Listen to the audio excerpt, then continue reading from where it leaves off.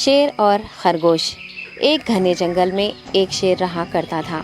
وہ تمام جنگل کا بادشاہ تھا، لیکن وہ بادشاہ جیسے پیش نہیں آتا تھا۔ ہر دن بے رحمی سے جنگل کے جانوروں کو کھا جایا کرتا تھا۔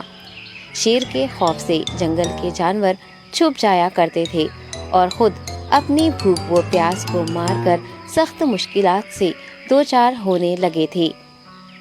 اس طرح کچھ دن بعد جنگل کے تمام جانور ایک مقام پر جمع ہوئے اور شیر کے شر سے محفوظ رہنے کے لیے سب مل کر رائے مشورہ کرنے لگے۔ سب نے اپنی اپنی بات رکھی اور آخر میں ایک گیدڑ نے کہا، میرا خیال ہے کہ ہم روز شیر کے ہاتھوں مرنے کے بجائے ہم خود ایک بار شیر کے پاس چلے جائیں۔ اس طرح روزانہ شیر کسی ایک کو کھا لے گا اور ہم سب اپنی اپنی باری سے چلے جائیں گے اور بلا خوف و ڈر سکون سے زندگی گزاریں گے۔ گیدڑ کے مشورے پہ تمام جانور رضامند ہو گئے۔ ایک بندر نے کہا، ٹھیک ہے، تمہاری بات بالکل درست ہے۔ موت کا خوف کرنے کے بجائے اپنی باری آنے تک ہم اطمینان و سکون کی زندگی گزار سکیں گے۔ جانوروں کی بات چیت مکمل ہونے کے بعد خود گیدڑ نے شیر کے پاس جا کر یہ ساری بات بتائی۔ گیدڑ کی باتیں سننے کے بعد شیر نے کہا، میں بادشاہ ہوں، اس لیے تم سب کی بات مان رہا ہوں، لیکن ایک بات غور سے سن لو۔ اگر کسی دن مجھے جانور ملنے میں تاخیر ہو جائے تو میں خاموش نہیں بیٹھوں گا اور دوبارہ تم سب پر حملہ کرنا شروع کروں گا۔ شیر نے بڑے غصے سے یہ سب کہا۔ شیر کی باتیں سن کر گیدڑ نے سر ہلاتے ہوئے حامی بھر دی اور وہاں سے چلا گیا۔ اس دن کے بعد ایک ایک جانور بلا ناغہ اپنی اپنی باری کے مطابق شیر کے پاس جانے لگے اور شیر سکون سے اپنے پاس آنے والے جانوروں کو مار کر اپنی بھوک مٹانے لگا۔ یہ معاملہ ایسے ہی چل رہا تھا اور ایک دن شیر کے پاس جانے کی باری ایک خرگوش کی آئی۔ وہ خرگوش بہت ہی ہوشیار تھا۔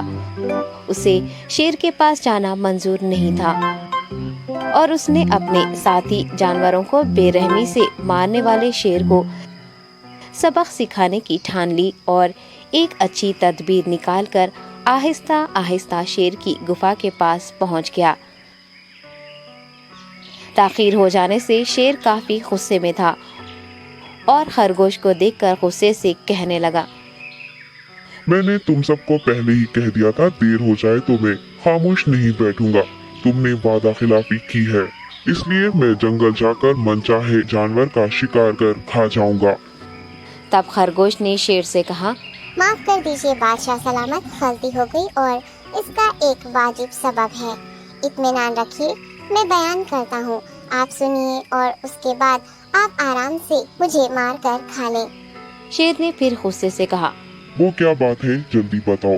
خرگوش نے کہا، بادشاہ سلامت، میں آپ کے پاس آ رہا تھا اور راستے میں مجھے ایک شیر مل گیا اور مجھے مارنے کے لیے آگے بڑھنے لگا۔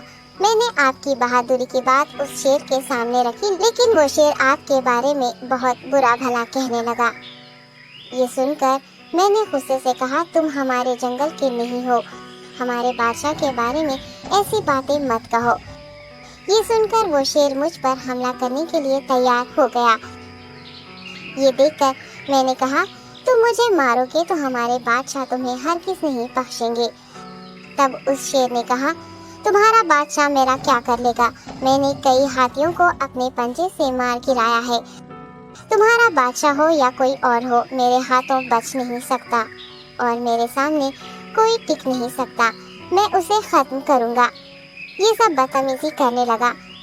میں نے اس شیر سے کہا، تم ہمارے بادشاہ سے آ کر بات کرو۔ تب اس نے فخر سے کہا، میں کیوں آؤں؟ تمہارے بادشاہ میں دم ہے تو اسے ہی یہاں لے کر آؤ۔ یہ کہہ کر مجھے دبانے لگا۔ بادشاہ سلامت، اسی لیے آنے میں تاخیر ہو گئی۔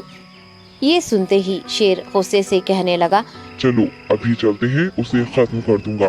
یہ سننے کے بعد خرگوش نے شیر کو جنگل کے درمیان موجود ایک کنویں کے پاس لے گیا۔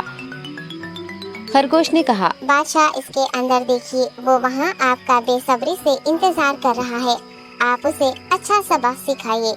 شیر غصے سے فوراً کنویں میں جھانکنے لگا اور زور سے دہاڑنے لگا۔